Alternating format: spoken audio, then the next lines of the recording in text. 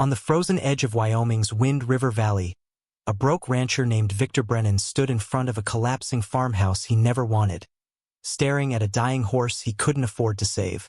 The inheritance had come with nothing but debt, decay, and the bitter cold of approaching winter.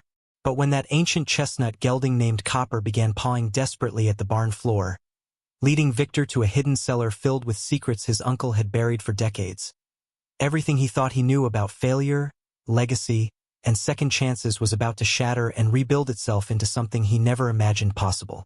Before we jump back in, tell us where you're tuning in from, and if this story touches you, make sure you're subscribed because tomorrow, I've saved something extra special for you. The November wind cut across the high plains of Wyoming with the kind of cold that finds every gap in a man's clothing and reminds him just how small he is against the vastness of the world. Victor Brennan sat in his truck at the end of a dirt road that hadn't seen gravel in at least a decade, staring at the faded blue farmhouse that now, through the cruel arithmetic of inheritance and desperation, belonged to him. The two-story structure sagged to one side as if the years had been slowly pushing it toward the earth, patient and relentless. The wraparound porch that might have once welcomed guests with shade and lemonade now hung at odd angles, its railings gap-toothed where posts had rotted through and fallen away. Behind the house stood a barn that seemed held together more by habit than structural integrity. Its tin roof had oxidized to a patchwork of rust browns and corroded grays, and several sheets had peeled back in past storms, curling upward like the pages of a book left too long in the rain. The whole property, all 80 acres of it, stretched out in overgrown pastures where native grasses had reclaimed what had once been carefully maintained grazing land. Scattered stands of pine trees marked the property's eastern boundary, and beyond them rose the foothills of the Wind River Range, their peaks already white with the season's first serious snow. Victor killed the engine and sat in the sudden silence, his hands still gripping the steering wheel though there was nowhere left to drive. He was 48 years old and looked every day of it. The last 3 years had carved lines around his eyes and mouth that hadn't been there when he'd managed the Blackthorn Ranch, back when he'd worn pressed shirts and made decisions about cattle futures and land acquisitions.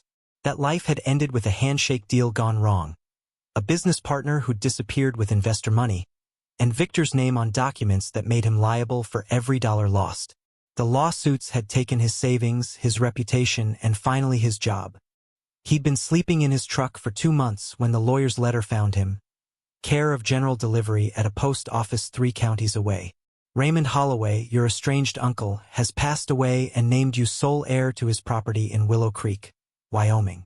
Please contact our office to arrange transfer of the estate. Victor hadn't seen Uncle Raymond in over 20 years, not since a family reunion that had ended in shouted arguments about things Victor could barely remember now. Something about responsibility and selling out and what it meant to really work the land instead of just profiting from it. Raymond had been a hard man, weathered and silent, the kind who spoke more to animals than people. The family had mostly written him off as the eccentric hermit on that run-down Wyoming property, too stubborn to sell when land prices soared, too proud to ask for help when age made the work impossible. Now Raymond was gone, dead of a heart attack while feeding his animals on a morning 6 months past, and somehow he'd left everything to the nephew who'd chosen corporate ranch management over the authentic dirt under fingernails life Raymond had valued. Victor still wasn't sure if the inheritance was a gift or a final insult. The lawyer had been clear about one thing though. The property came with debts. Property taxes years overdue. Outstanding bills at the feed store and veterinary clinic. A mortgage Raymond had taken out a decade ago that he'd been slowly defaulting on for the last 3 years. The bank was being patient, the lawyer said, but patience had its limits. If Victor wanted to keep the land, he needed to start making payments. If he wanted to sell, he'd have to clear the debts first, and in the property's current condition, finding a buyer would be difficult at best. So here he was, sitting in a dying truck looking at a dying farm because he had nowhere else to go and nothing else left to lose. Victor finally released the steering wheel and stepped out into the cold. The wind immediately found him, slicing through his denim jacket like it wasn't there. He'd need better clothes if he was going to survive a Wyoming winter. That was just one more item on a list of needs he couldn't afford to meet. His boots crunched through frost-stiffened grass as he approached the house. The front steps groaned under his weight, and he tested each one carefully before committing. The porch boards were no better, springy in some places and suspiciously soft in others. The front door hung slightly crooked in its frame, and when he pushed it open, the hinges shrieked like something wounded. The interior smelled of dust and absence, that particular staleness of a place where air hasn't circulated in months. Weak afternoon light filtered through grimy windows, illuminating a front room that was part living space, part storage unit. Furniture sat beneath old sheets, lumpy shapes that suggested a couch and chairs. Boxes were stacked along one wall, their cardboard softening with age. The wooden floor was scarred and uneven, and each step Victor took produced a different complaint from the boards beneath. He moved through the house slowly, taking inventory of what Raymond had left behind. The kitchen still held dishes in the cabinets, though a layer of dust covered everything. The hand pump at the sink had a bucket beneath it, and when Victor worked the handle experimentally, it groaned but produced nothing. He'd need to prime it, assuming the well hadn't run dry. The wood stove in the corner was cold and empty, its surface covered in ash. Upstairs he found 3 bedrooms, each one sparse and cold. The largest held a simple bed frame with a bare mattress, a dresser with drawers that stuck when he tried to open them, and a single window that looked out over the barn and the mountains beyond. It was in that bedroom, standing at that window as the afternoon light began to fade, that Victor first saw the horse. The animal stood in what remained of the corral behind the barn, so still that at first Victor thought it might be dead on its feet. It was a chestnut gelding, its coat a deep reddish brown that caught the last rays of sunlight and turned almost copper. Even from a distance, Victor could see the horse was old. Its back swayed, its hip bones jutted prominently, and its head hung low as if the effort of holding it up had become too much. Victor's chest tightened. He'd worked around horses his entire professional life, had made decisions about breeding and sales and which animals were worth the investment of care. He knew what a dying horse looked like. This one probably should have been put down months ago. But Raymond had kept it, and now it was Victor's problem, another debt he couldn't afford to pay. He went back downstairs and out to the barn, moving carefully across the uneven ground as dusk began to settle over the valley. The temperature was already dropping, and his breath came out in visible clouds. The barn door hung from one hinge and required both hands to shift aside. The interior was dark and smelled of old hay and something else, something rotten that Victor didn't want to identify. He found a kerosene lantern hanging just inside the door and managed to get it lit after several attempts with matches from his pocket. The warm glow revealed a space that might have once been a proper barn but now felt more like a time capsule of agricultural decay. Empty stalls lined one wall, their wooden partitions gray with age. Old tack hung on pegs, the leather cracked and stiff. Hay bales were stacked in the back, though many had split open and spilled their contents across the floor.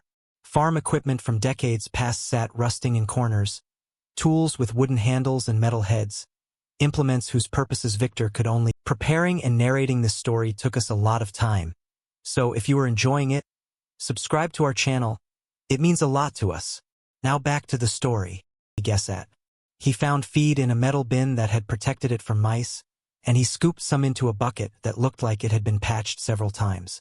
Outside, he approached the corral slowly, speaking low. The horse lifted its head at his approach, and in the lantern light, Victor saw kind eyes set in a face marked with white, a blaze that ran from forehead to muzzle. The horse watched him without fear, only a bone-deep weariness that Victor recognized because he felt it himself. He opened the gate, which dragged through dirt, and entered the corral. The horse didn't move away. Victor set the bucket down and the horse lowered its muzzle to the feed, eating slowly, methodically, as if each chew required conscious decision. Up close, the animal's condition was even worse than Victor had thought. Ribs showed clearly beneath the dull coat. The eyes, though kind, were sunken. This horse had been barely surviving, sustained by whatever automatic routine Raymond had established before he died, and then by whatever minimal care the lawyer had arranged in the months since. Victor ran a hand along the horse's neck, feeling the coarse hair and the sharp bones beneath. He didn't know if there was any coming back from this condition, didn't know if trying would be kind or cruel. But standing there in the near darkness with his hand on a dying animal on a failing farm, Victor felt something shift inside him. Maybe it was recognition. Maybe it was responsibility. Maybe it was just that they were both still here, still breathing, and that had to count for something. He stayed until the horse finished eating, then made sure the water trough was full, working the hand pump at the well house until his arms ached. The water came cold and clear, and the horse drank deeply. Victor closed the corral gate and walked back to the house as full darkness settled over the valley. Above, stars were beginning to appear in a sky so clear and vast it made the troubles of earth seem almost manageable by comparison. Inside the cold house, Victor found blankets in a closet upstairs, musty but whole, and he made up the bed in what had been Raymond's room. There was no electricity, no heat except what he could generate from the wood stove once he got it working. Tomorrow he would need to figure out water, food, firewood, and 100 other details of basic survival. Tomorrow he would need to decide what to do about a horse that probably couldn't be saved. Tomorrow he would need to face the reality that inheriting this place might have been the worst thing that could have happened to him. But tonight, he lay down in his uncle's bed and pulled the blankets up against the cold, and he listened to the wind move through the pines and the house settle around him, and for the first time in months, he wasn't sleeping in his truck. It wasn't much. It was barely anything. But it was something, and something was more than he'd had yesterday. Outside, in the corral behind the barn, the old copper-colored horse stood with his head low, conserving what little strength remained, waiting for morning to decide if it was worth the effort of another day. Neither man nor horse knew it yet, but that decision would lead them both to a discovery buried beneath decades of silence and secrecy. A truth that would transform everything they thought they understood about value, legacy, and what it means to be saved. The first true morning on the Holloway farm arrived with a silence so complete it woke Victor from dreams he couldn't remember. No traffic sounds, no voices, no mechanical hum of modern life. Just the absolute quiet of high country in late autumn, broken only by the occasional creak of the old house settling and the distant cry of a hawk somewhere over the eastern pines. The bedroom was cold enough that his breath came out in clouds, and frost had formed on the inside of the window, creating patterns like ferns across the glass. Victor lay still for a moment, oriented himself to where he was and why, then forced himself out from under the pile of blankets. The wooden floor was ice against his feet, and he moved quickly to pull on his boots and the extra shirt he'd layered over his clothes for warmth during the night. Downstairs, he could see his breath in the kitchen. The wood stove stood cold and accusing in the corner, and Victor realized he'd need to figure out how to operate it soon or risk freezing. But first, there were more immediate concerns. He grabbed the empty bucket from beside the sink and headed outside. The morning air hit him like a physical thing, sharp and clean and cold enough to make his lungs ache. The sun was just beginning to crest the mountains to the east, painting the sky in shades of gold and pink that seemed impossibly vivid against the deep blue above. The frost that covered everything transformed the overgrown grass into a field of diamonds, each blade catching and fracturing the early light. Victor walked to the well house, a small stone structure with a wooden door that hung crooked on leather hinges. Inside, the hand pump stood like a relic from another century, its metal handle worn smooth by decades of use. He set the bucket beneath the spout and began working the handle. Nothing came at first, just the squeal of metal on metal and the hollow suck of air. His shoulders were already protesting from the previous night's effort, but he kept pumping, establishing a rhythm, working the handle up and down until finally water began to sputter out, rust-colored at first, then running clear and cold. He filled the bucket and carried it back to the house, his arms burning with the effort. Inside, he poured some into a dented pot he'd found in the kitchen and set it on the wood stove, which of course wouldn't heat it because the stove was cold. Victor stared at the stove, at the pot of water, at the bucket, and felt the weight of his own incompetence settle over him. He'd spent his adult life managing ranches with modern equipment, electricity, running water, propane heat. He'd made decisions about livestock and land use while sitting in climate-controlled offices, looking at spreadsheets and market reports. He'd never actually lived the life he'd been profiting from, and now that ignorance was going to make his survival here significantly harder. But standing in that cold kitchen with dawn light slanting through dirty windows, Victor made a decision. He could spend his energy feeling sorry for himself, or he could learn what he needed to know. Raymond had survived here for decades. The house, the barn, the systems they represented, they all worked or had worked once. He just needed to figure out how. He found newspapers and kindling in a box beside the stove, along with matches in a tin that kept them dry. He opened the stove's door and saw old ash inside, which he scooped out carefully into the bucket.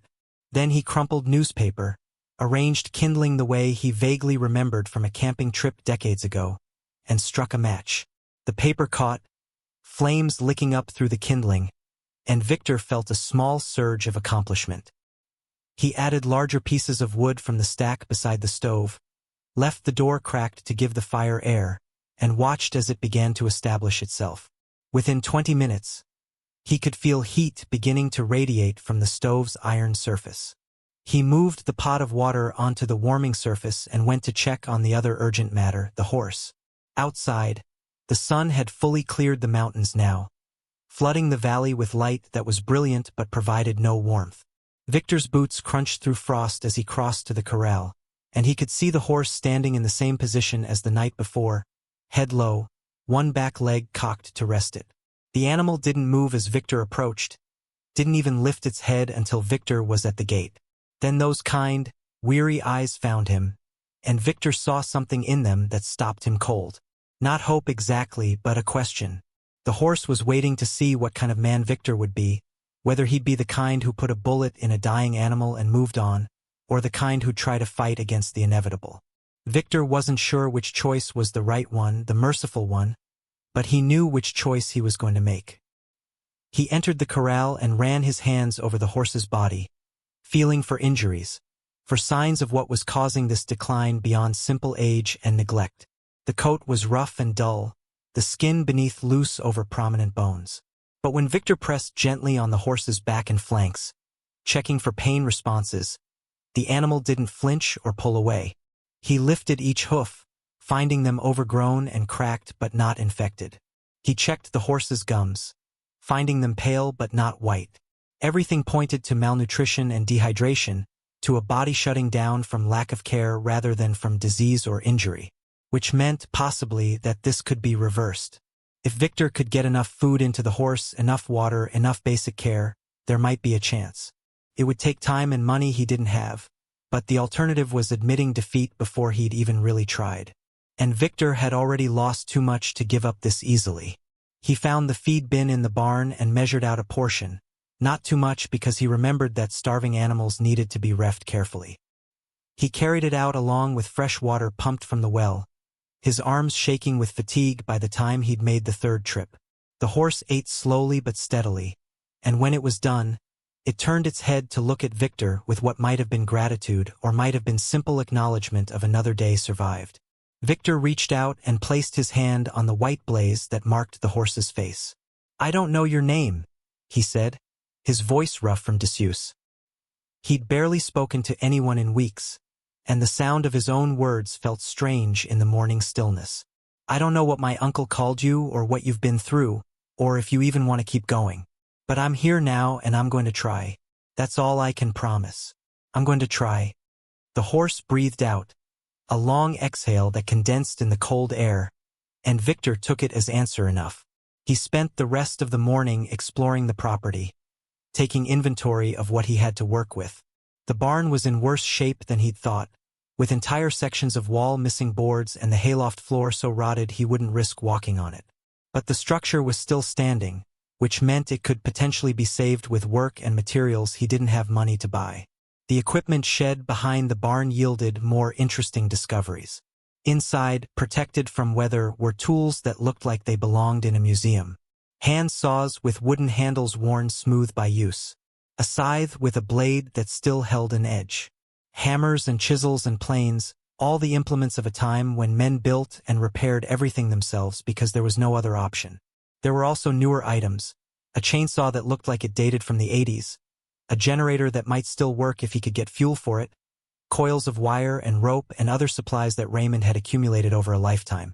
Victor also found something else in the shed. tucked into a corner beneath a tarp. A wooden box about 2 feet long and a foot wide, with a simple latch but no lock. Inside were papers, documents yellowed with age, photographs, letters. Victor carried the box out into the light and sat on an overturned bucket, sorting through its contents. The photographs showed the farm in what must have been its prime, probably 50 or 60 years ago. The house with fresh paint, bright blue with white trim. The barn with all its boards intact and new, the roof gleaming. Fenced pastures with cattle grazing. And in several photos, a younger Raymond, lean and serious, standing beside horses or holding tools, a man clearly in his element. There were letters too, though Victor only skimmed them, correspondence about land prices and grazing rights and water access, the business of running a working ranch. But what caught his attention most was a hand-drawn map, folded carefully and preserved in what looked like wax paper. It showed the property boundaries, marked with careful notations. Springs and water sources, stands of timber, rock formations, and running. Through the eastern portion of the property, marked in different colored ink, was a line labeled migration route.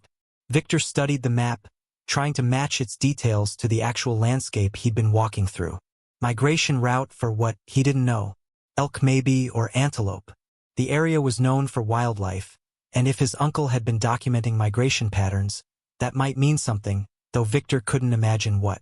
He refolded the map and put it back in the box, making a mental note to examine it more carefully later. Right now, he had more pressing concerns, like figuring out where he'd find his next meal and how he'd survive the approaching winter. He spent the afternoon working on basic survival tasks. He got the wood stove burning properly and kept it fed, warming the house to a temperature that was merely cold instead of freezing. He pumped more water, carrying bucket after bucket until his shoulders screamed and his hands cramped. He found canned goods in the kitchen pantry, dusty and old but still sealed, beans and vegetables, and even some canned meat that might be edible. It wasn't much, but it would keep him alive while he figured out his next steps. As the sun began to sink toward the western horizon, Victor made one more trip out to check on the horse. The animal had moved slightly, had drunk more water, and when Victor approached, it actually took a step toward him instead of just standing still. It was a small thing, barely noticeable, but Victor chose to take it as a positive sign. He'd managed to get through one full day. The house was warmer, the horse was fed, and he was still here. Tomorrow he'd worry about everything else. Tomorrow he'd start trying to figure out how to actually make this work. He was heading back to the house, the last light fading from the sky and the first stars beginning to appear, when he saw headlights coming up the dirt road. Victor stopped, watching as an old pickup truck, significantly newer than his but still weathered by hard use, pulled up beside the house. A figure emerged, backlit by the truck's headlights, and walked toward him. "You must be Victor," the voice said, and Victor realized it was a woman, tall and solid in a heavy coat and work boots. "I'm Iris Callahan. I run the vet clinic in town. I've been checking on Raymond's animals since he passed. Heard you'd finally arrived." Victor found his voice. "The lawyer mentioned someone had been helping. I appreciate that." Iris moved closer, and in the fading light Victor could see her face, weathered and kind, maybe late 50s or early 60s. "How's the horse?" she asked. "Alive," Victor said. "Barely. I gave him feed and water, but I don't know what else to do." Iris nodded. "That's a good start. That's Copper, by the way.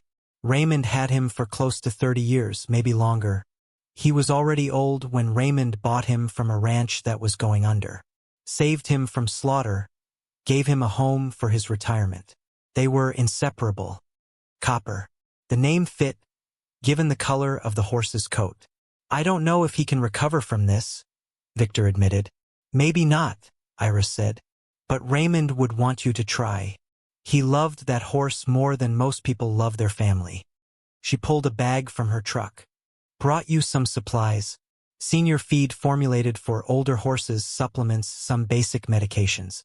Also brought groceries because I figure you don't have much in the house." Victor felt his throat tighten. "I can't pay you. Not yet. Everything I have is tied up in debts and trying to keep this place from foreclosure." Didn't ask you to pay, Iris said simply. Raymond was a friend. Stubborn as hell, but a good man. He kept to himself, but when people needed help, he showed up. Pulled my truck out of a ditch in the middle of a blizzard once. Drove 20 miles in whiteout conditions because I couldn't get anyone else. Never asked for anything in return. So I'm returning the favor, helping his nephew get on his feet.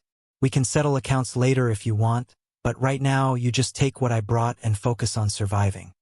She carried the bags to the porch and Victor followed, overwhelmed by the simple generosity of it. Inside the house, Iris set the groceries on the kitchen counter and looked around. You got the stove working. That's good. Temperature's supposed to drop hard tonight, maybe down into the teens. You'll need to keep it fed all night or you'll freeze. I will, Victor said. Iris turned to face him, her expression serious. I'm going to be straight with you, Victor. This place is in bad shape. The debts are real.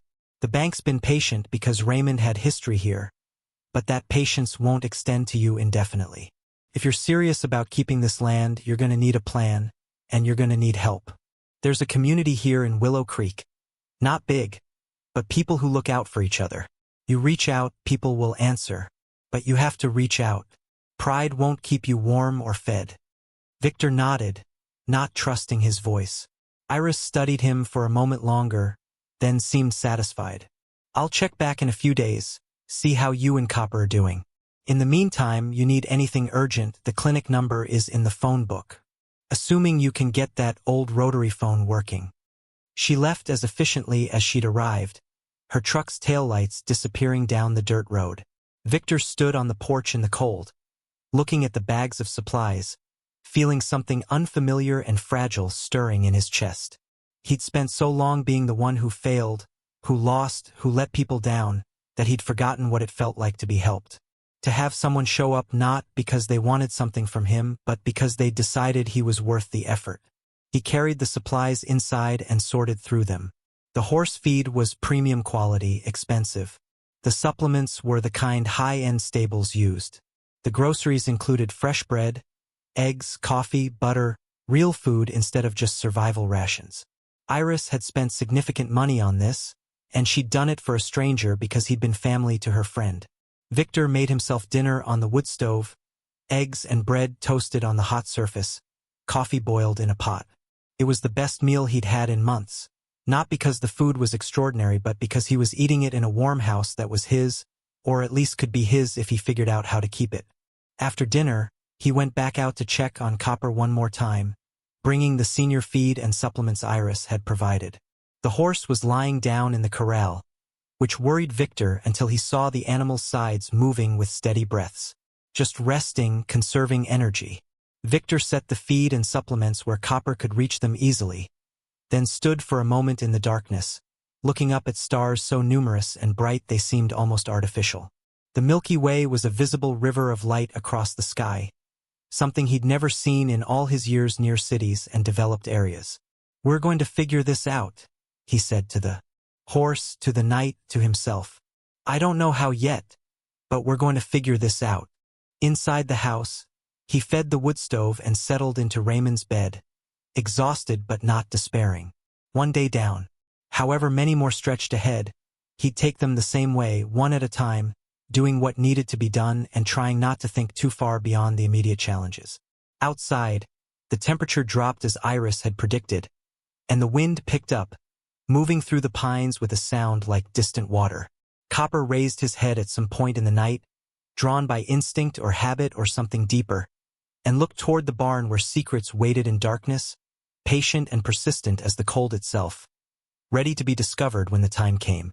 The Wyoming night deepened around the Holloway farm, wrapping it in silence and stars and the kind of cold that makes everything brittle. In the house, Victor slept the dreamless sleep of exhaustion. In the corral, Copper breathed slow and steady, holding on for another dawn. And beneath it all, beneath the frozen ground and the weathered buildings and the accumulated weight of years, the truth Raymond had hidden waited to emerge and change everything. The way truth always does when it's finally allowed to surface. Morning would come, and with it new challenges, new discoveries, and the slow understanding that sometimes inheritance means more than property and debt. Sometimes it means taking on the unfinished work of those who came before, completing what they started, and finding in that completion a purpose you never knew you needed. The second morning arrived colder than the first, with frost so thick on the windows it blocked out the early light completely. Victor woke in stages, pulled from sleep by the urgent need to add wood to the stove before the fire died completely. He'd learned quickly that letting the stove go cold meant starting over from scratch, and in temperatures like these, that could mean the difference between discomfort and genuine danger. He moved through the dark house by feel and memory, feeding split logs into the firebox and adjusting the damper until he heard the fire catch and strengthen. Only then did he return to bed for another hour, pulling the blankets up and listening to the wind test every seam and gap in the old house's construction. When he finally rose for good, gray dawn light was filtering through the frost patterns, and he could see his breath inside the bedroom despite the stove's efforts. Downstairs, he found the pot of water he'd left on the stove the night before had stayed liquid, which he counted as a victory.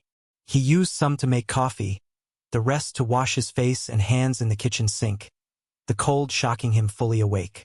Breakfast was oatmeal cooked on the stove top, sweetened with a precious spoonful of the sugar Iris had brought. Victor ate standing up, looking out the kitchen window at the landscape emerging from darkness.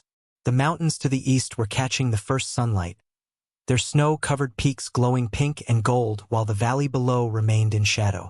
It was beautiful in a way that felt almost aggressive, as if the land was insisting on its own magnificence regardless of whether anyone was there to appreciate it. After eating, Victor dressed in every layer he owned and headed outside. The cold hit him immediately, a physical force that found every exposed bit of skin and punished it. His first stop was the corral, where he found Copper standing now, ears pricked forward at Victor's approach. The horse looked marginally better than the day before, though that might have been wishful thinking on Victor's part. The eyes seemed brighter at least, more alert, and when Victor entered the corral, Copper took several steps toward him instead of waiting passively. Victor ran his hands over the horse's neck and shoulders, feeling for changes, for signs of improvement or decline. The coat was still rough and the bones still too prominent, but there was something different in the way Copper held himself, a slight increase in tension that suggested returning strength rather than collapse. Victor fed him the senior formula Iris had provided, mixed with the supplements, and watched as Copper ate with what seemed like more enthusiasm than before. Small victories, incremental gains, but they counted for something.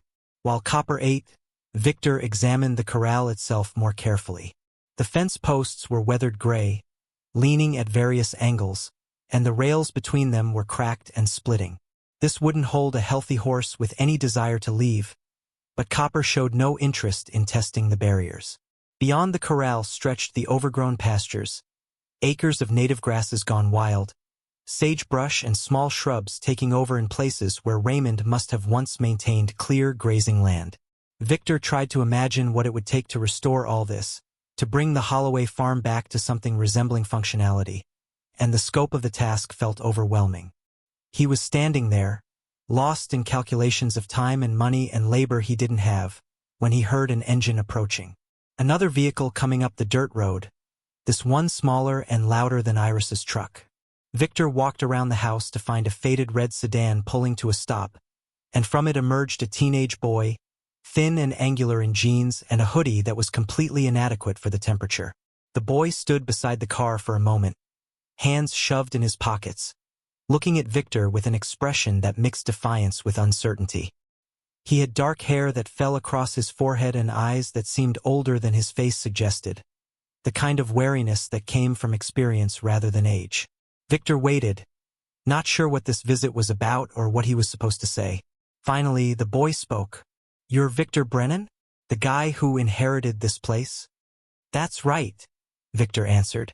"And you are Declan Hayes." The boy said it like a challenge, like he expected Victor to recognize the name and react to it. When Victor just nodded, waiting for more, Declan seemed to deflate slightly. "Judge sent me. Community service. I'm supposed to help you fix up the property or whatever." Victor processed this. Community service meant the boy had gotten in trouble with the law, had been assigned to work here as part of his sentence or rehabilitation or whatever they called it now. Victor's first instinct was to refuse. He had enough problems without adding a troubled teenager to the mix.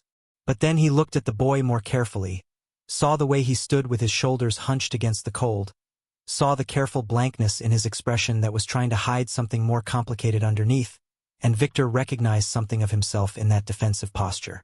"What did you do?" Victor asked, not unkindly. Declan's jaw tightened. "Got caught taking tools from a construction site, selling them for money. They said it was theft. I said it was survival, but judges don't care about the difference." "Where are your parents?" "Foster system," Declan said flatly. "Been bouncing around since I was 12. Current placement is with a family in town, but they don't really want me there. I'm just a check to them, something they tolerate until I age out or get moved again." Victor felt the weight of that casual revelation, the matter-of-fact way the boy described a childhood of instability and institutional care. He thought about his own losses, his own sense of displacement, and realized they were both refugees of a sort, both trying to find footing in situations they hadn't chosen and didn't fully understand. "How much community service do you owe?" Victor asked. 80 hours. Judge said if I complete it without problems, the theft charge gets reduced to a misdemeanor, doesn't follow me into adulthood. And if you don't complete it, juvenile detention, 6 months. Declan said it without emotion, but Victor saw his hands clench tighter in his pockets. Victor looked around at the property, at the endless list of repairs and improvements it needed, at the sheer volume of work that one man couldn't possibly accomplish alone. He looked back at Declan, at this boy who clearly needed structure and purpose as much as Victor needed help, and made a decision that surprised him. "All right," Victor said. "You show up here every day after school, work until dark. Weekends too if you're willing. I can't pay you, but I'll feed you and teach you what I know about maintaining a property like this. You stick with it, don't give me trouble, I'll sign off on your hours when we're done. Deal?" Declan studied him with those old eyes, clearly trying to determine if this was another adult who'd make promises and then disappear when things got difficult. Finally, he nodded. "Deal. But I don't know anything about farms or horses or any of this." "Neither do I," Victor admitted. "We'll figure it out together." Something that might have been a smile flickered across Declan's face. Gone so quickly Victor almost missed it. "When do I start?" "Right now if you're here. First lesson is learning how to keep from freezing to death while working outdoors." Victor gestured toward the house. "Come inside. I'll find you something warmer to wear. Then I'll show you around and we'll make a list of everything that needs doing. Fair warning, the list is going to be long and depressing." Declan followed Victor into the house, and Victor rummaged through the closet upstairs until he found one of Raymond's old work coats. Heavy canvas lined with wool, worn but still functional. It was too big for Declan, but it would keep him warm. He also found gloves and a knit cap, both of which the boy accepted without comment, though Victor noticed how carefully he put them on, as if unused to receiving things without strings attached. Over the next hour, Victor walked Declan around the property, pointing out the various buildings and their conditions. The house with its sagging porch and frost-damaged walls. The barn with its missing boards and dangerous hayloft. The equipment shed with its collection of antique tools. The corral where Copper stood watching them with quiet interest. The overgrown pastures and the broken fence lines. The well house and the hand pump that required significant effort to produce water. Declan absorbed it all silently, asking occasional questions that revealed a quicker mind than his initial defensive attitude had suggested.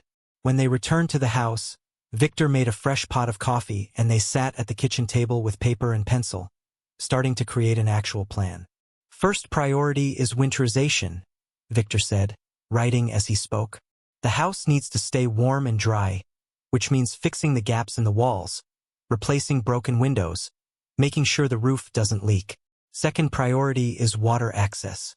The pump works, but it's hard labor. We need to make sure the well itself is sound and figure out if there's any way to make getting water easier. Third priority is the barn.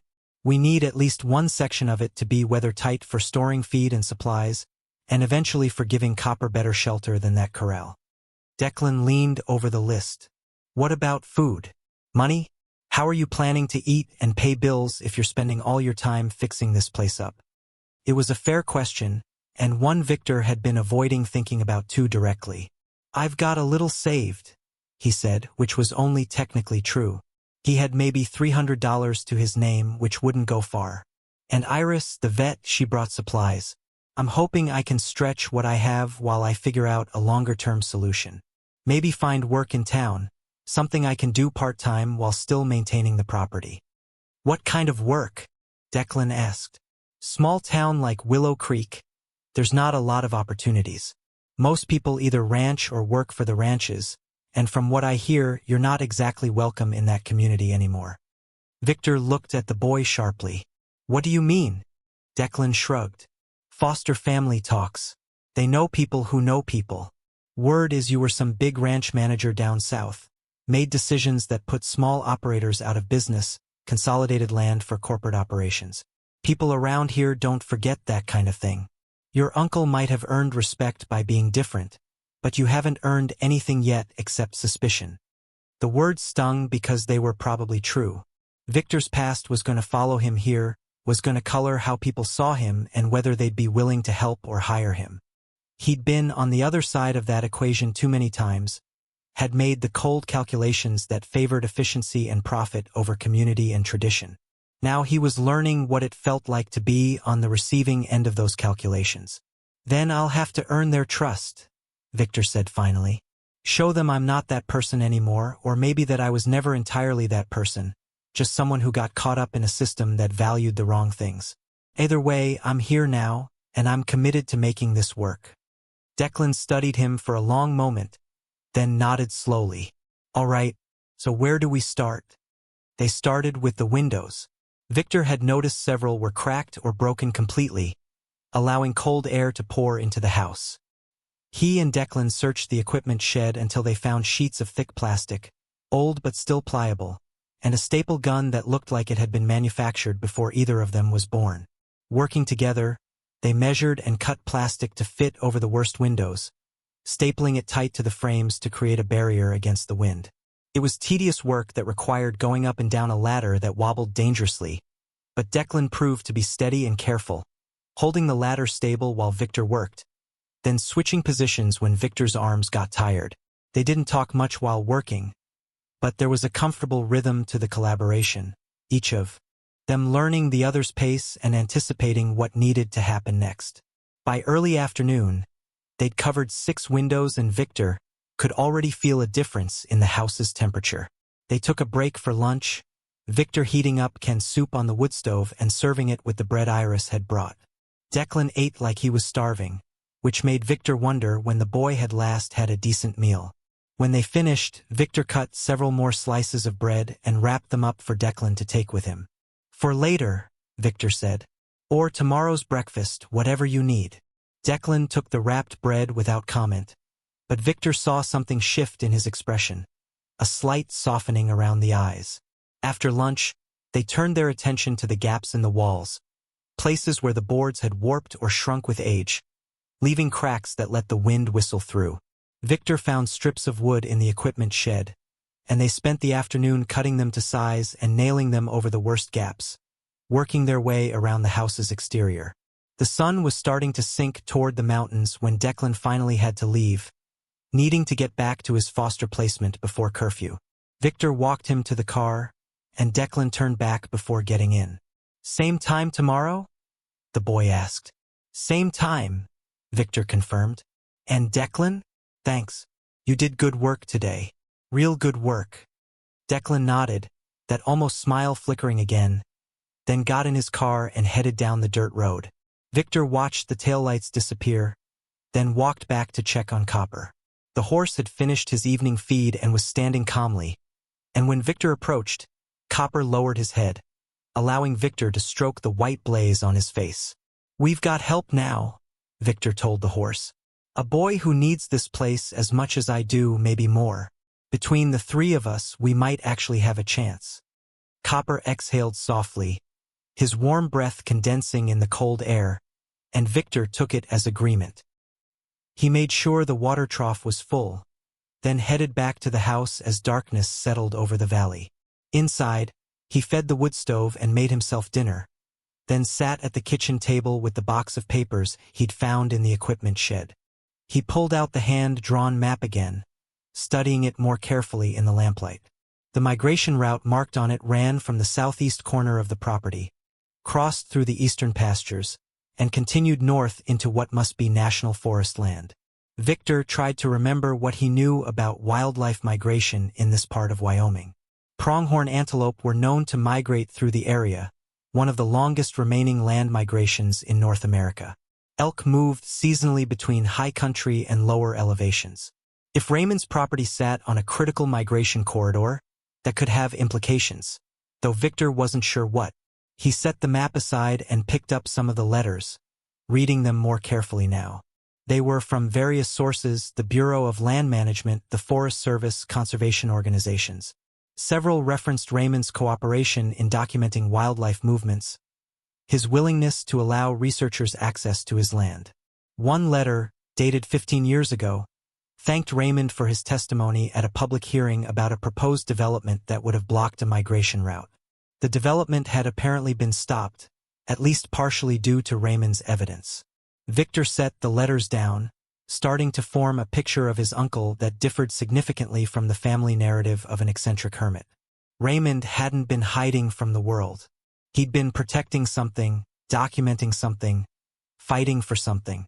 And whatever that something was, it had been important enough that he'd devoted decades of his life to it, had chosen poverty and isolation over compromise. The thought bothered Victor as he prepared for bed that night, feeding the stove one last time and checking that the plastic-covered windows were holding. He'd spent his career on the other side of people like Raymond, had been the one pushing for efficiency and development, arguing that progress couldn't be stopped by sentimentality about traditional ways of life. Now he was living in the ruins of what his own philosophy had opposed, trying to maintain a way of life that the modern world had decided was obsolete. He lay in bed listening to the wind and the house and the distant sounds of the night, and he wondered what Raymond would think of him being here, whether he'd see it as cosmic justice or tragic irony, or possibly, hopefully, as a chance for redemption. Outside, Copper stood in the corral under stars so bright and numerous they turned the night sky into something that felt alive. The old horse shifted his weight, testing his legs, finding them slightly stronger than the day before. Some instinct stirred in him, some memory or purpose that the return of strength was beginning to awaken. He turned his head toward the barn, toward the dark structure that held secrets he'd been too weak to pursue, and something in his ancient mind recognized that time was approaching. Soon. Not yet, but soon. The days began to establish a pattern. Declan arrived each afternoon after school, and he and Victor worked until darkness forced them inside. They patched walls and fixed fences and cleared debris from around the barn. They reinforced the corral and repaired the gate to the equipment shed. They cleaned the chimney and replaced damaged boards on the porch. The work was endless, but each completed task made the property feel slightly less desperate, slightly more like a place where life could be sustained. Victor noticed changes in Declan as the days passed. The defensive attitude softened. The boy started asking questions not just about the work but about Victor's life, about how someone went from managing successful ranches to living alone on a failing farm in Wyoming. Victor found himself answering honestly, telling Declan about the business deal that went wrong, about the partner who disappeared and the lawsuits that followed, about losing everything he'd built and discovering that without the title and the salary, he didn't know who he was anymore. Declan listened to these confessions without judgment, and in return, he began sharing his own story. Parents who'd been addicts, in and out of his life until the state finally removed him permanently. Foster homes that ranged from indifferent to actively harmful. A system that was supposed to protect him but mostly just moved him around like a problem no one wanted to solve. He'd learned not to count on adults, not to believe in stability, not to imagine futures that extended beyond the immediate moment. The theft that had gotten him in trouble had been stupid, he admitted, but also born of a kind of desperation that made long-term consequences feel irrelevant. These conversations happened.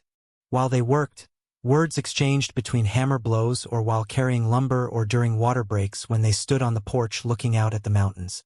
Victor found that talking came easier when his hands were busy, when he didn't have to make eye contact, when the admission of failure or fear could be directed at a fence post or a pile of wood instead of another person.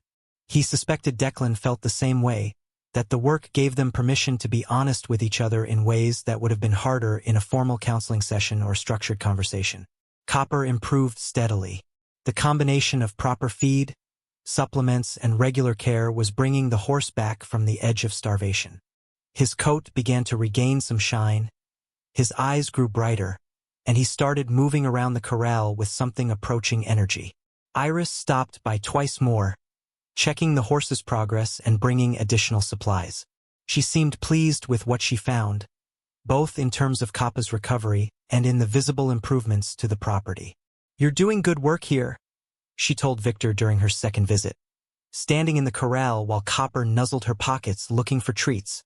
Raymond would approve. He loved this place, loved what it represented. Always said land wasn't just property to be bought and sold, it was a trust to be maintained. "Looks like you might be starting to understand that." Victor wanted to believe her, wanted to think he was becoming someone his uncle would have respected. But he also knew how much work remained, how precarious his financial situation was, how easily everything he was building could collapse. The mortgage payment was coming due, and he had no way to make it. The property taxes were accumulating interest. Every day he stayed here was another day deeper into debt with no clear path to solvency. He shared these worries with Declan one afternoon while they were replacing rotted boards on the barn's exterior wall. The boy listened, then said something that surprised him. "Why don't you ask for help? Real help, I mean. There's got to be programs or grants or something for people trying to maintain historic properties or protect wildlife habitat. If your uncle was working with conservation groups, maybe they'd be interested in helping you keep the land." It was obvious once Declan said it, but Victor hadn't thought of it himself. He'd been so focused on immediate survival that he hadn't considered broader possibilities. That evening, after Declan left, Victor sat down with the box of papers again and started going through them systematically, looking for contacts, for names of organizations that had worked with Raymond, for any thread he could pull that might lead to assistance. He found several promising leads. A conservation trust that had been interested in purchasing easements on Raymond's land, which would restrict development while allowing the property to remain privately owned. A wildlife research institute that had used the property for migration studies. A historical society that had documented the farm as an example of early 20th century ranching operations. Victor made notes, writing down names and addresses and phone numbers where they were listed, knowing that tomorrow he'd need to figure out how to contact these people, how to make his case, how to ask for help from strangers who had no reason to trust him. It was full dark when he finished, and he realized he'd forgotten to check on Copper during his usual evening round. He pulled on his coat and headed outside with a lantern, the cold immediate and sharp. The corral gate was open. Victor's heart jumped, fear flooding through him. Had Copper gotten out? Had the horse wandered off into the darkness? Was he lying injured somewhere in the overgrown pastures? But then the lantern light found him. Copper was standing at the barn's entrance, pawing at the ground with one front hoof. Not randomly, but with clear intent, scraping at a specific spot on the hard-packed dirt just inside the barn door. The horse looked up when Victor approached, and there was something in his eyes that Victor had never seen before, an urgency, an insistence. Copper pawed again, then took a step back as if making room for Victor to investigate. Victor set the lantern down and knelt where Copper had been digging. The ground was hard, frozen, but the horse's hoof had scraped away the top layer, revealing something underneath. Wood. Not just a board, but something more regular, more intentional. Victor brushed away more dirt, finding edges, finding what looked like a frame. His pulse quickened. He went to the equipment shed and returned with a shovel, and he began to dig in earnest, clearing away the accumulated dirt and debris of years. What emerged was a trapdoor. Wooden, weathered, but still solid. It had been covered deliberately, hidden under layers of dirt and hay and time. Victor found the edge and pulled, and with a groan of wood and metal, the trapdoor lifted, revealing darkness below. He held the lantern over the opening and saw stairs leading down into what must be a root cellar, a storage space dug into the ground beneath the barn. Copper stood beside him, watching, waiting. As if this was what he'd been trying to show Victor all along. As if the horse had been holding on, getting stronger, for exactly this purpose. Victor descended the stairs carefully, the lantern casting wild shadows on earthen walls. The cellar was larger than he expected, maybe 12 feet square, with shelves along the walls and a dirt floor. The air smelled of earth and old wood and something else, something like leather and paper. The shelves held the expected items, jars of preserved food long since spoiled, tools wrapped in oiled cloth, supplies for surviving hard winters. But in the back corner, protected by a tarp and elevated on a wooden platform to keep it off the damp floor, was something else entirely. Leather saddlebags, old but well-maintained. Victor lifted them carefully, surprised by their weight. He carried them up the stairs and into the barn proper, where he could examine them in better light. Copper followed him inside, the first time the horse had entered the barn since Victor arrived, and stood watching as Victor unbuckled the saddlebags and opened them. Inside were papers, maps, letters, photographs, legal documents, and a notebook, leather-bound and filled with Raymond's careful handwriting.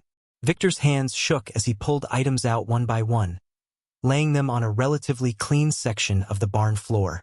The maps showed the property in detail, but also the surrounding area, with routes marked and annotated. The letters were from lawyers, from conservation groups, from government agencies. The legal documents included surveys, deeds, titles, and something that made Victor's breath catch. A will. Not the one that had left the property to Victor, but an earlier version dated just 2 years ago. Victor opened it and read by lantern light, Copper standing patient beside him. The will outlined Raymond's wishes for the property, but it also contained something else. An addendum, notarized and witnessed, that detailed a legal claim Raymond had been pursuing. Apparently, 15 years ago, a development company had attempted to purchase land adjacent to Raymond's property, intending to build a resort that would have blocked the wildlife migration corridor. Raymond had opposed it, had testified against it, and the development had been denied permits. But the company hadn't given up. They'd begun a quiet campaign to acquire land piece by piece, including making offers to Raymond that escalated from generous to threatening. When Raymond refused to sell, the company had done something more aggressive. They'd challenged his property boundaries, claiming that a surveying error from decades past meant that a significant portion of what Raymond thought was his land actually belonged to them or to the county. They'd filed legal actions, buried Raymond in paperwork and court dates, hoping to exhaust him financially and force him to settle. Raymond had fought back, had hired lawyers he couldn't afford, and had gathered evidence proving the original survey was correct and the company's claims were fraudulent. But the battle had taken years and had depleted what little money Raymond had. The documents in the saddlebags were his evidence, his case files, his proof. And according to the notebook, Raymond had been on the verge of a breakthrough when he died. He'd found additional documentation, historical records that proved not only were his boundaries correct, but that the land the development company had been acquiring was part of the original migration corridor, protected by older statutes that predated current zoning laws. If Raymond's research was correct, and if the documentation could be verified, then the entire development scheme would collapse. More than that, it would establish the migration corridor as legally protected, which would open up possibilities for grants, conservation easements, and protections that would ensure the land could never be developed. The property that Victor had inherited, that he'd thought was nothing but debt and burden, might actually be the key to protecting thousands of acres of critical wildlife habitat. And the value of that protection in terms of conservation funding and easement payments could be substantial. Enough to clear the debts, enough to save the farm, enough to give Victor a future that didn't involve losing everything again. He sat in the barn with these revelations swirling around him, papers spread across the floor, while Copper stood watching with those ancient, knowing eyes. The horse had led him here, had waited, had held on, had gotten strong enough to show Victor what Raymond had hidden because someone needed to finish the work. Someone needed to take these documents and this evidence and complete what Raymond had started. Victor looked up at Copper, at the white blaze catching lantern light, and felt something break open in his chest. Not despair this time, but purpose. Raymond had left him more than a property. He'd left him a mission, A cause, something worth fighting for that was bigger than personal survival or financial solvency. He'd left him the chance to protect something that mattered, to stand against the kind of development and consolidation that Victor himself had once facilitated, to choose a different path than the one that had led to his downfall. "Thank you," Victor said to the horse, his voice rough with emotion. "Thank you for showing me. Thank you for not giving up." Copper lowered his head and breathed out, the sound gentle in the barn's quiet. Outside, the wind was rising again. Another cold front moving in, but inside the barn, surrounded by evidence of his uncle's courage and conviction, Victor felt warmer than he had in years. He carefully packed the documents back into the saddlebags, knowing he'd need to protect them, to study them, to figure out how to use them. Tomorrow he'd call the conservation groups. Tomorrow he'd find a lawyer. Tomorrow he'd start the process of finishing what Raymond had started. But tonight, he stood in the barn with a horse who'd led him to discovery, and he let himself feel something he'd thought he'd lost forever. Hope. Real, substantial hope based not on wishes or luck, but on evidence and purpose and the knowledge that some battles were worth fighting even when the odds seemed impossible. He closed the trapdoor carefully, covering it again but now knowing exactly where it was and what it held. He led Copper back to the corral, made sure the horse had food and water, then carried the saddlebags to the house like they were made of gold, which in a sense they were. Inside, he spread the documents across the kitchen table and began to read in earnest, taking notes, making connections, understanding the full scope of what Raymond had been fighting for and what Victor was now inheriting. The wood stove burned warm. The lamp flickered, and outside in the corral, Copper stood with his head high for the first time in months. His work done, his purpose fulfilled, ready now to rest and recover knowing that the secrets he'd guarded had finally been revealed to someone who would carry them forward. The night deepened, but in the house, Victor worked on, driven by a determination that felt clean and pure and entirely unlike the ambition that had once ruled his life. This was different. This was about protection rather than profit, about preservation rather than exploitation, about becoming someone his uncle would have been proud to call family. Victor spent the night hunched over Raymond's documents, reading by lamplight until his eyes burned and his back ached from sitting in the wooden kitchen chair. The notebook was filled with his uncle's observations, entries that spanned years, each one dated and detailed. Raymond had documented everything with the precision of someone who knew his evidence would need to withstand legal scrutiny. Weather patterns, animal movements, seasonal changes in the migration corridor, photographs annotated with dates and locations, GPS coordinates from before GPS was common, established using landmarks and traditional surveying methods. What emerged from the pages was a portrait of a man who dedicated his entire adult life to understanding and protecting this land. Raymond hadn't been a trained biologist or wildlife expert, but he'd become one through sheer persistence and careful observation. He'd taught himself tracking, photography, data collection. He'd corresponded with university researchers who valued his ground-level knowledge. He'd testified at county planning meetings and state environmental hearings, always armed with facts rather than emotion, always presenting evidence that was difficult to dispute. The legal battle with the development company had consumed the last 15 years of Raymond's life. The company was called Summit Ridge Developments, and their proposed resort would have transformed 15,000 acres of high country into luxury homes, golf courses, and ski facilities. They'd promised jobs and tax revenue, had presented glossy proposals at public meetings, had hired consultants to produce environmental impact studies that minimized concerns about wildlife disruption. But Raymond had stood against them, often alone, armed with documentation that told a different story. His evidence showed that the migration corridor they wanted to develop was critical not just for pronghorn antelope but for elk, mule deer, and even grizzly bears that occasionally moved through the area. Blocking the corridor wouldn't just inconvenience the animals, it would fundamentally alter population dynamics across thousands of square miles. Species that had followed these routes for thousands of years would face barriers they couldn't adapt to quickly enough. The ecological consequences would ripple outward, affecting predators, competing species, vegetation patterns, everything connected to the migration in ways that impact studies paid for by developers somehow failed to mention. Raymond's fight had delayed the development, had forced additional studies, had eventually resulted in permit denials that the company kept appealing. And when legal challenges didn't work, Summit Ridge had turned to a different strategy. They'd begun trying to acquire the private properties that sat within or adjacent to the migration corridor, buying out ranchers and farmers who were struggling financially, accumulating land piece by piece.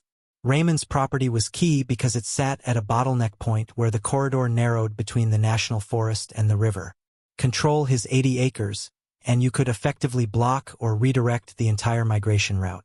That's when the boundary dispute had started. Summit Ridge had funded a new survey that claimed Raymond's eastern fence line was half a mile off, that a significant chunk of what he thought was his property actually belonged to adjacent parcels they'd already purchased. The claim was based on a supposed error in the original 1920 survey, and while it seemed implausible on its face, the company had hired expensive lawyers and expert witnesses who made the argument sound credible enough to require Raymond to mount a defense. Fighting the claim had cost Raymond everything. He'd mortgaged the property to pay for his own lawyers and surveys. He'd spent years in courtrooms and mediation sessions. The stress had isolated him from what little family he had consumed his time and energy, had turned his final years into a desperate struggle to preserve something he believed in. And according to the documents, he'd been winning.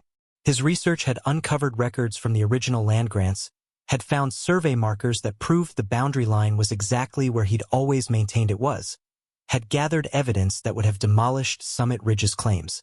But Raymond had died before he could present his final arguments.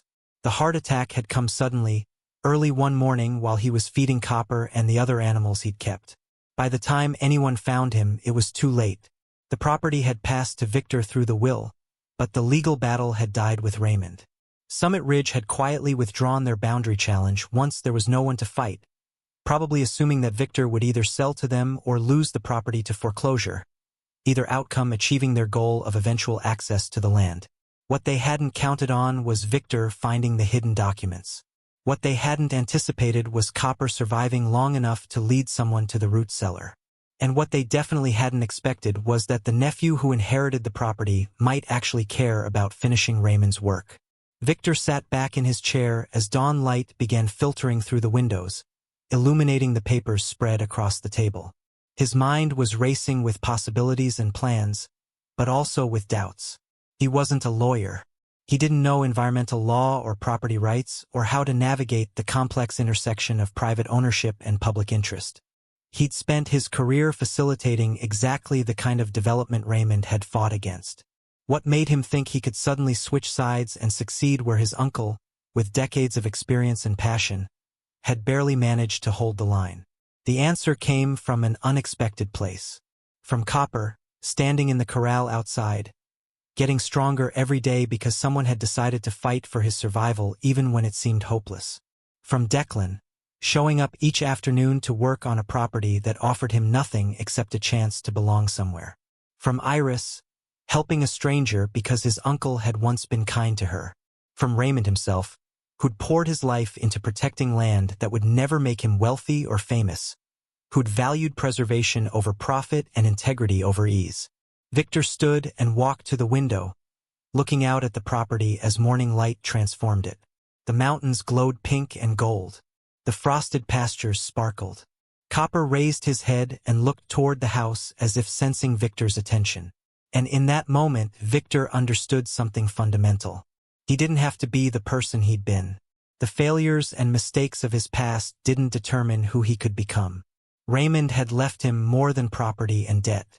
He'd left him a chance at redemption, at building a life that meant something beyond quarterly profits and career advancement. When Declan arrived that afternoon after school, Victor was ready. He'd spent the morning organizing the documents, making copies of the most critical pieces using the old photocopier he'd found in town at the library. He'd made calls to the conservation organizations mentioned in Raymond's correspondence, leaving messages that explained who he was and what he'd found. And he'd contacted a lawyer in the nearest large town, explaining the situation and asking for a consultation about how to proceed with Raymond's legal claims. Declan found Victor in the barn, still sorting through materials, and the boy's eyes widened when he saw the spread of documents. "What is all this?" Victor explained what Copper had led him to discover, walking Declan through the basics of Raymond's fight against Summit Ridge developments, the fraudulent boundary claim, the evidence that the migration corridor deserved legal protection. As he talked, he watched Declan's expression shift from confusion to understanding to something that looked like excitement. So your uncle was basically fighting a corporation trying to destroy important wildlife habitat, and they tried to steal his land when he wouldn't back down? Declan summarized. That's the essence of it, yes. And now you have all the proof he gathered, all the evidence that could stop them permanently. If we can figure out how to use it properly. If we can find the right legal approach. If Summit Ridge hasn't already worked around the problem some other way. Declan walked around the barn, looking at the maps tacked to the wall where Victor had been studying them. This is exactly the kind of thing people care about now. Environmental protection, stopping corporate greed, fighting for wildlife. If you tell this story right, you could get support. Not just from conservation groups, but from regular people who are tired of seeing places like this get turned into luxury developments that only rich people can afford. Victor hadn't thought about it in those terms, but Declan was right. The narrative of a small rancher standing against a powerful development company, fighting to protect migration corridors for future generations, that was compelling. It was David versus Goliath, but with environmental stakes that people increasingly cared about. If Victor could present Raymond's case effectively, he might be able to build support that went beyond legal arguments to include public pressure and grassroots advocacy. I wouldn't know how to tell that story, Victor admitted.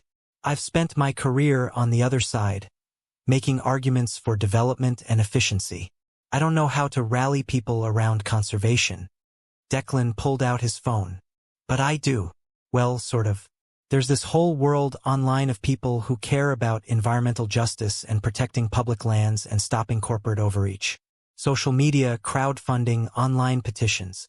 If we document what's happening here, if we show people what your uncle was fighting for and what's at stake if we lose, we could build support. Maybe even raise money for legal fees and property maintenance. The idea was both appealing and terrifying. Victor had avoided social media and public attention, especially after his business failure had made him the subject of unflattering articles and industry gossip.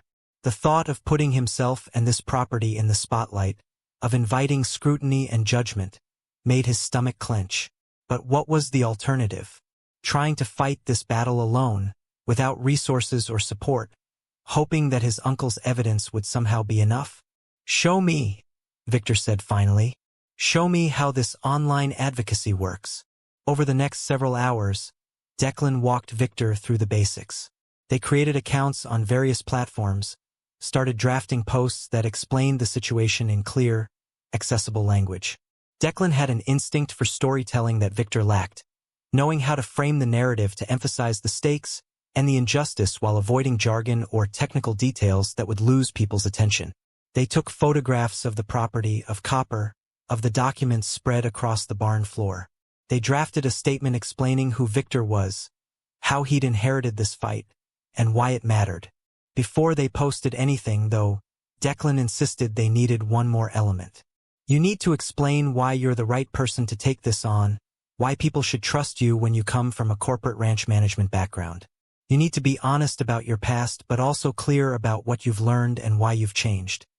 Victor thought about that while they took a break for dinner, heating soup on the wood stove and eating with bread that Declan had brought from town. Being honest about his past meant admitting to facilitation of the kind of consolidation and development that had hurt small operators and disrupted communities. It meant acknowledging that he'd valued profit over preservation, efficiency over tradition. It meant confessing that he'd been part of the problem Raymond had spent his life fighting against. But it also meant he could speak with authority about how that system worked, about the tactics companies like Summit Ridge used, about the financial and legal pressures they applied to force people into compliance. He could be a translator between worlds, someone who understood both the corporate strategies and the conservation values, who could anticipate arguments and counter them effectively. His past wasn't just something to apologize for. It was potentially an asset, a source of insight that could make him more effective in this new fight. All right, Victor said, setting down his empty bowl. I'll write something honest. But I need you to help me make sure it doesn't sound like I'm making excuses or trying to dodge responsibility. They worked together on Victor's statement, going through multiple drafts until they had something that felt true and clear. Victor explained his background in ranch management, the business failure that had cost him everything, the inheritance that had brought him to Wyoming. He acknowledged his role in facilitating consolidation and development, admitted that he'd prioritized corporate interests over community values and environmental protection. But he also described what he'd learned since arriving at Raymond's property, how caring for copper had taught him about responsibility to individual lives rather than abstract efficiency, how Declan's help had shown him the value of community and mutual support, how discovering Raymond's documents had revealed a different way of measuring worth and success. He ended by making a commitment. He would finish what Raymond started. He would protect the migration corridor and preserve the property's integrity. He would fight Summit Ridge developments with every resource he could gather, would use his knowledge of corporate tactics against them, would stand for the values his uncle had embodied even if it meant sacrificing financial security or personal comfort. And he invited others who shared these values to join him, to support the fight, to help ensure that this land and the wildlife it sustained would be protected for future generations. When they finally posted the statement along with photographs and basic information about the situation, Declan showed Victor how to monitor responses and engage with comments. For the first hour, nothing happened. Then a few likes and shares appeared, mostly from Declan's contacts who were supporting their friend. Then one of the conservation organizations Victor had contacted earlier shared the post with their followers, adding context about Raymond's decades of documentation and advocacy. And suddenly, engagement exploded. Comments poured in from people across the country who'd been following issues of wildlife corridor protection, who were familiar with Summit Ridge developments and their controversial projects in other states, who'd lost family farms or ranches to corporate consolidation and understood the stakes personally. People shared the post to their networks, tagged environmental journalists and advocacy groups, offered advice and resources and encouragement. Within 3 hours, the post had been shared thousands of times, and Victor's phone was buzzing constantly with notifications. "This is what we needed," Declan said, watching the numbers climb. "This is how you build support quickly. Now people know about the fight, know what's at stake, know how they can help. Watch, you're going to start getting messages from lawyers offering pro bono help, from journalists wanting to cover the story, from donors wanting to contribute to legal fees and property maintenance." Declan was right. By the time Victor went to bed that night, he'd received messages from 3 environmental law organizations offering consultation, 2 journalists requesting interviews, and numerous individuals offering financial support through a crowdfunding platform Declan had set up. The amount raised was still modest, but it was real money from real people who cared about what Victor was trying to protect, and it felt different from anything he'd experienced in his corporate career. This wasn't profit extracted from efficiency or shareholder value maximized through consolidation. This was community support for a shared cause, people choosing to invest in preservation rather than development. The next morning brought both opportunity and challenge. Iris arrived early, having seen the social media posts through a friend who'd shared them. She stood in Victor's kitchen with her arms crossed, expression unreadable, and Victor braced himself for criticism. He'd put the property and Raymond's fight into the public eye without really considering how people who'd known his uncle might feel about a relative stranger taking up that mantle. But when Iris finally spoke, her voice was warm. "Raymond would be proud of you. He spent years fighting alone because he thought he had to, because he didn't trust many people and didn't know how to ask for help. But you've done in one night what he couldn't do in 15 years. You've made people care, made them understand what's at stake. That takes courage, especially given your background. You're putting yourself out there, inviting judgment, risking failure publicly. That's not easy for anyone, but especially not for someone who's already lost everything once." Victor felt his throat tighten. "I just want to finish what he started. I owe him that, and I owe it to this land and to copper and to everyone who's helped me since I arrived here. I can't let Summit Ridge win. I can't let his work be wasted." Iris nodded. "Then let me help. I know people in the wildlife management community, state agencies, federal officials. I can make introductions, vouch for Raymond's documentation, help build the scientific case for corridor protection. And I brought something else." She pulled a thick folder from her bag. "These are my own records from the last 20 years. tracking wildlife health and population dynamics in this area. I've documented the same patterns Raymond did, from a different angle. Medical records showing injuries consistent with habitat disruption, population stress, migration interference. This is corroborating evidence that strengthens Raymond's case. Victor accepted the folder with gratitude, adding it to the growing pile of documentation. Between Raymond's decades of observation, Iris's veterinary records, and the historical research about land grants and surveys, they were building a formidable case. But he also knew that Summit Ridge wouldn't surrender easily. They'd invested too much in acquiring adjacent properties, had too much at stake in their development plans. They would fight back with their own lawyers and experts and resources that dwarfed anything Victor could assemble. The challenge arrived sooner than expected. That afternoon, a certified letter was delivered to the property. It was from Summit Ridge Development's legal team, and it was both threatening and strategically calculated. The letter acknowledged Victor's inheritance of the property and expressed sympathy for his difficult position. It then made an offer to purchase the land for a price that was actually quite generous, well above market value for a property in its current condition.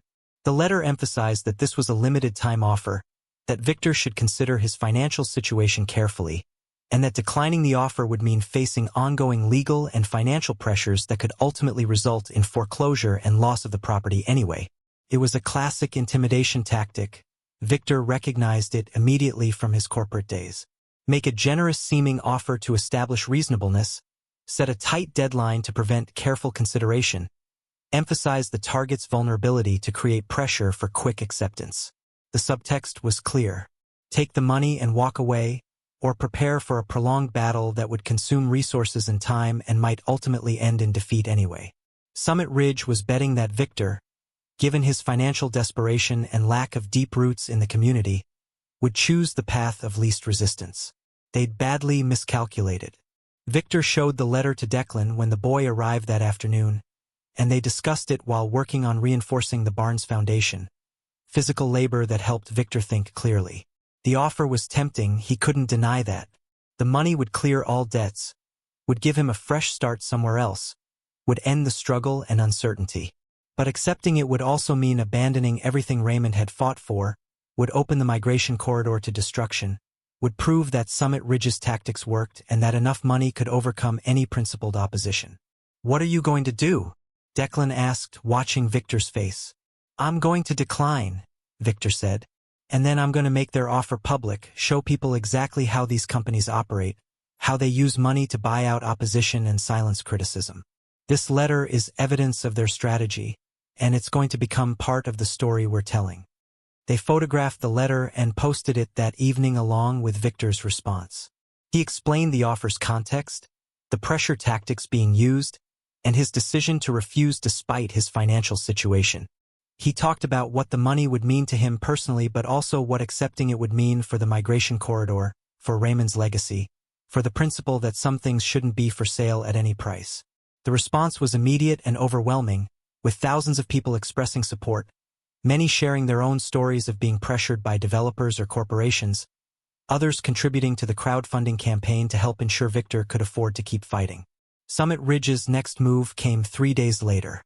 They filed a formal legal challenge to Raymond's estate, claiming that the will leaving the property to Victor was invalid because Raymond had been in declining mental health when he signed it, that he'd been unduly influenced or hadn't understood what he was doing.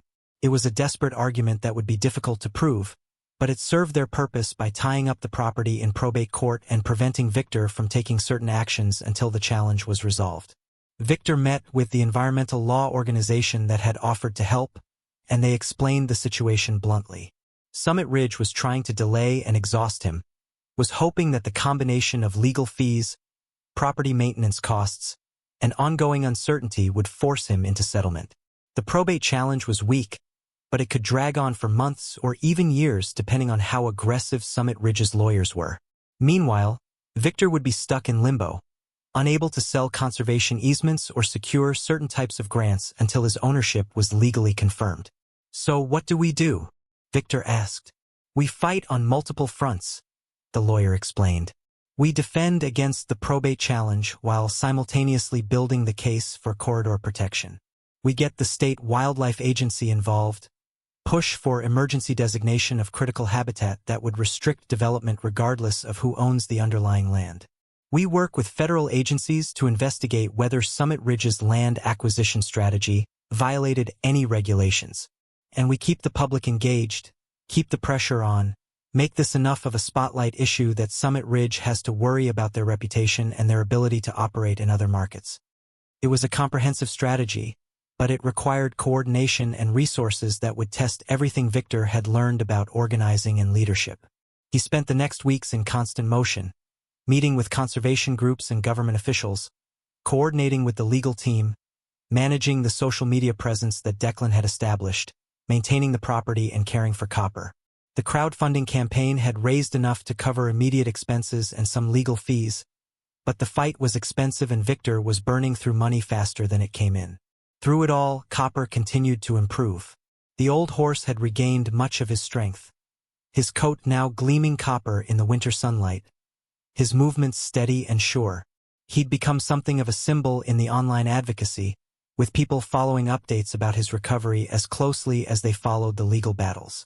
Declan had started posting short videos of copper, the horse moving through the pasture, drinking from the stream, standing alert and watching the mountains. The contrast between the dying animal Victor had found months ago and the vital, healthy horse copper had become was powerful testimony to what was possible when someone chose to invest in preservation and care rather than abandonment and exploitation. One evening in early December, with the first major snow of the season falling soft and steady, Victor stood in the barn with Copper, brushing the horse's coat and thinking about how far they'd both come. The property was still in legal jeopardy. The fight against Summit Ridge was far from won, and financial security remained elusive. But the barn was weathertight now, the house was warm, and Victor had purpose and community and a sense that what he was doing mattered in ways that transcended personal success or failure. Copper turned his head to look at Victor, those ancient eyes still holding wisdom and patience, and Victor felt the connection between them deepen into something that might be called friendship or partnership, or simply mutual recognition of shared struggle and survival. Tomorrow would bring new challenges, new battles in courtrooms and hearing rooms and public forums. But tonight, in a barn that had once hidden secrets and now stood as shelter for both horse and hope, Victor felt something he hadn't experienced in years. He felt like he belonged somewhere, like he was doing work that aligned with his values, like he was becoming the person he should have been all along. Outside, the snow fell steady and clean, covering the landscape in white silence, transforming the scarred and struggling property into something that looked almost pristine, almost new, a blank page waiting for the story that would be written in the months and years ahead. Victor stood in the barn watching snow accumulate on the windowsill, his hand resting on Kappa's warm neck, when his phone buzzed with an incoming call from a number he didn't recognize. He almost ignored it, exhausted from the day's work and the endless stream of messages and requests that had become his new normal. But something made him answer, and the voice on the other end changed everything. "Mr. Brennan? This is Dr. Sarah Whitmore from the University of Montana. I'm a wildlife ecologist who worked with your Uncle Raymond for nearly a decade. I just saw your posts about the legal battle with Summit Ridge, and I have information that might be crucial to your case." Victor stepped outside the barn into the falling snow, needing privacy for this conversation. "What kind of information?" "Raymond and I collaborated on migration pattern documentation that was part of a federal study. Our research was published in peer-reviewed journals and cited in several policy recommendations. But there's more that never made it into the public record. Raymond discovered something about the migration corridor that goes beyond just animal movements. He found evidence of a historical easement, something dating back to the original homestead grants in the 1890s. Victor's pulse quickened. What kind of easement? The original land grants in this area included provisions for indigenous peoples to maintain traditional hunting and gathering routes. These provisions were supposed to be permanent, transcending individual property ownership. Raymond found references to one such route that runs directly through what's now called the migration corridor. If we can prove that easement still has legal standing, it would mean Summit Ridge can't develop the land even if they acquire it. The indigenous rights would supersede property rights. This was exactly the kind of unexpected leverage Victor needed. Do you have documentation of this? Some, but Raymond had more.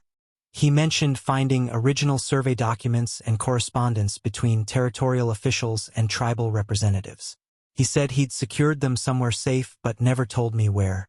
I assumed they were lost when he passed, but if you've been going through his things, they might still be somewhere on the property. Victor thought about the root cellar, about the saddlebags and their contents that he'd only begun to thoroughly examine. I may know where to look. Can you come out here? Help me search and verify what we find? I'm actually in Bozeman right now, finishing up the semester. I could drive down this weekend if the weather holds. This is important, Mr. Brennan. If we can establish that indigenous easement, it changes the entire legal landscape. It's not just about environmental protection anymore. It's about honoring treaty obligations and historical agreements that federal courts take very seriously. They arranged for Dr. Whitmore to visit on Saturday, and Victor ended the call feeling energized despite his fatigue.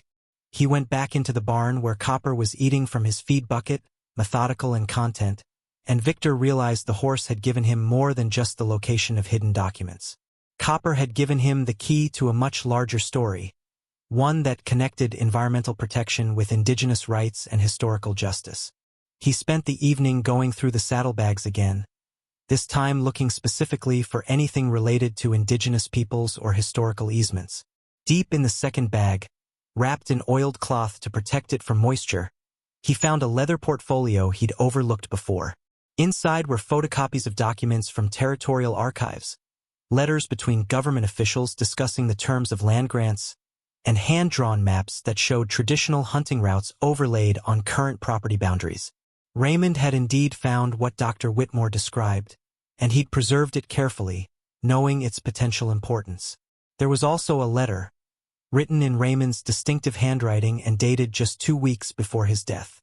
It was addressed to Victor, though Raymond couldn't have known then that Victor would inherit the property. The letter began simply, "To whoever continues this work after I'm gone." Raymond explained that he'd hidden these documents because he feared Summit Ridge might resort to theft or destruction of evidence if they knew what he'd found.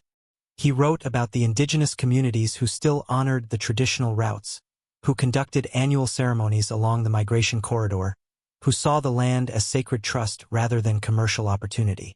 He urged whoever found these documents to work with tribal representatives, to understand that protecting the corridor meant honoring relationships and obligations that predated American property law by thousands of years.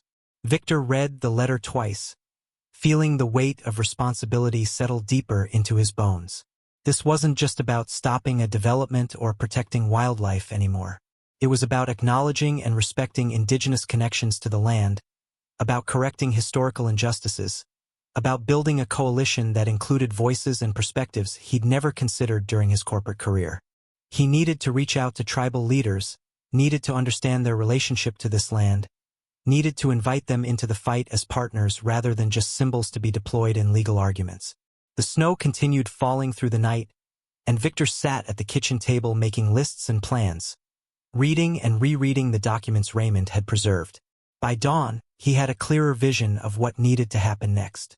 This fight would require building bridges between environmental advocates, indigenous communities, local ranchers who valued traditional land use, and people across the country who cared about justice and preservation.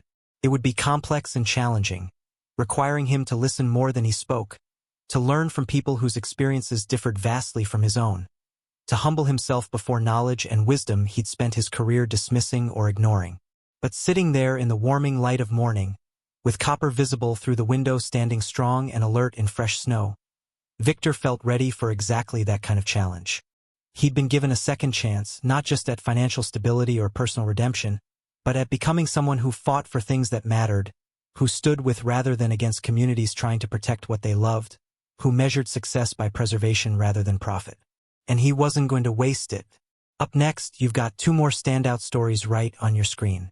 If this one hit the mark, you won't want to pass these up. Just click and check them out.